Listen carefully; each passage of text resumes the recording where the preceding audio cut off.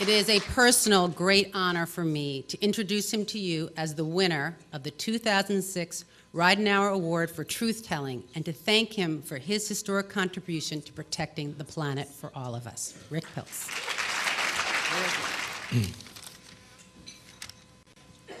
People who know me know that it's hard for me to say anything in less than an hour, so I'll try to do this without appearing to rush. This is such an extraordinary honor to be in this position today and to share this occasion with Gloria Steinem and Anthony Shadid. I so admire the work that they've done. And thank you to the Nation and Fertel Foundation and GAP and the other sponsors of this event. I really appreciate the recognition for the information that we've been trying to communicate, and I think the growing recognition of the importance for the country of the issues that we're talking about.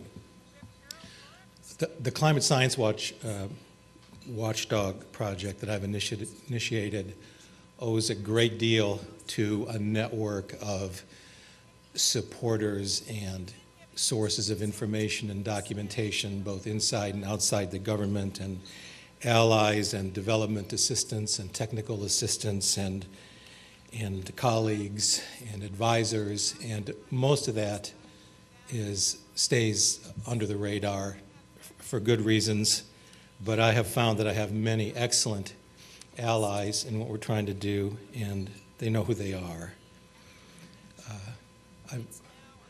I've been focused primarily on the global warming problem in one way or another since I first moved to Washington in 1988. It was actually 1 week before that legendary Senate hearing at which Jim Hansen of NASA became the first federal scientist to testify that, in his judgment, an observable global warming was already underway and would accelerate. He was ahead of the curve on that, as he has been on other things since. And during that summer, everybody on the Hill who had some remotely construable jurisdiction had to have their global warming hearing, and I went to as many of them as I could, and I was compelled by what seemed evidently to be the momentous implications of this challenge, as many other people have been.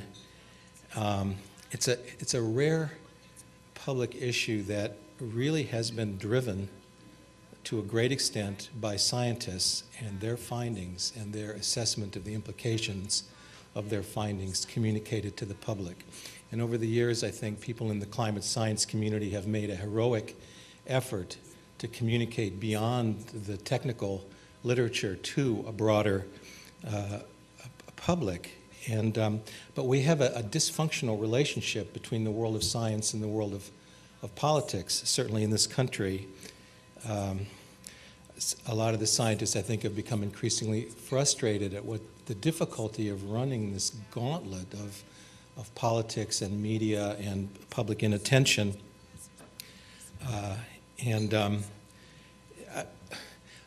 Only part of it is due to the difficulty that scientists sometimes have in communicating in plain English.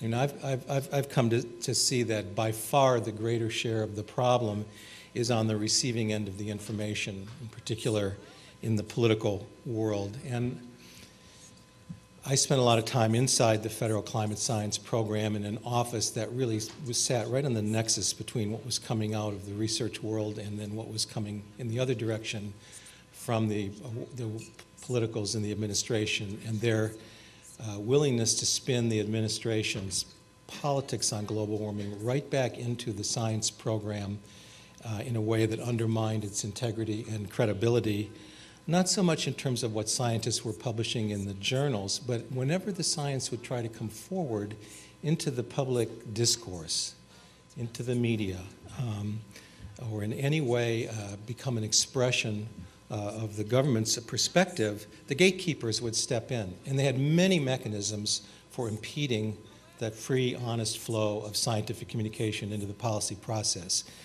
And the example of the oil industry lobbyist in the White House marking up climate science program reports to Congress in such ways to systematically play down the global warming problem was, I think, to me, a graphically, literally, and figuratively illustrative case study of a much broader pattern of activity. Some of it's more subtle. Some of it you have to really kind of it's sort of inside baseball to explain, but they have many ways of impeding an honest communication between science and policymaking. The attempt to muzzle Jim Hansen more recently is another dramatic example of that. But even with Jim Hansen free to speak, there are still systematic problems throughout federal agencies of suppression of the public communication by federal scientists. So I just finally decided that I could do more good for the public interest and ultimately for the federal climate science program if I would just step out, because Washington is not that much of a free speech town. There's so many people here know so much more than they can or will ever say in public. And unless you walk away from it, you just can't tell your story. So I decided I had to do that. It was an existential necessity. And I think it was a good decision, and I've been very gratified by the support I've received, and by what seems to be now, hopefully, perhaps a critical mass of serious public attention to the problem.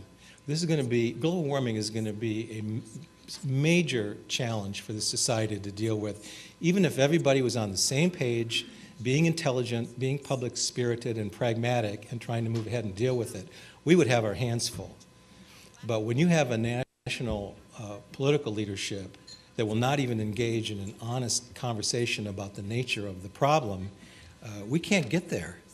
And beyond, if you look at the blog I started, climatesciencewatch.org, you'll see that these days it's focused a lot on efforts to lift the hand of overt censorship on federal climate scientists. But say we can do that, and they're free to speak. You still have to have the leadership listen to what they're saying and embrace it and accept it and promote it and act on it. And just last week, again, the president, during a Q&A, it wasn't a global warming event, but it once again came up during the Q&A. Someone from Australia said, what about global warming, et cetera? And the president said, well, okay, the globe is warming, but the fundamental debate, is it man-made or natural? Well, that's not a fundamental debate. I mean, IPCC 3, 5 years ago, the most comprehensive, authoritative international scientific assessment of climate change said the majority of the observed warming over the last 50 years is due to human activity, and there's projected greater climate change in the future and likely adverse impacts. You have to accept at least that much. You shouldn't go way beyond it, but you have to accept at least that much, or else you're misrepresenting the intelligence on the issue.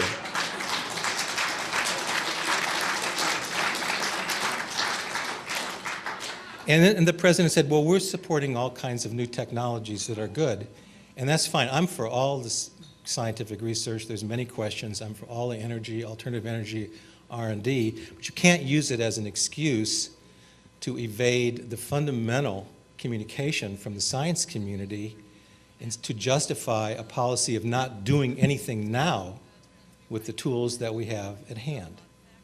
And to do that is to evade and misrepresent. It's like blinding the national intelligence capability on yet another issue.